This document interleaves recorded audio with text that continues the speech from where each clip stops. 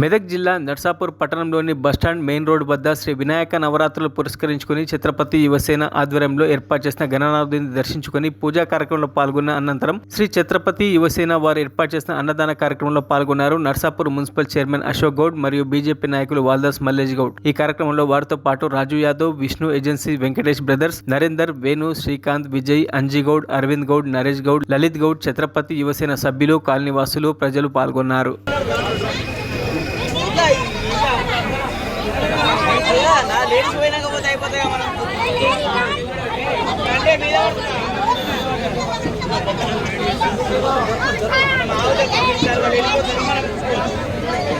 మరిన్ని అప్డేట్స్ కోసం మా ఛానల్ని సబ్స్క్రైబ్ చేయండి.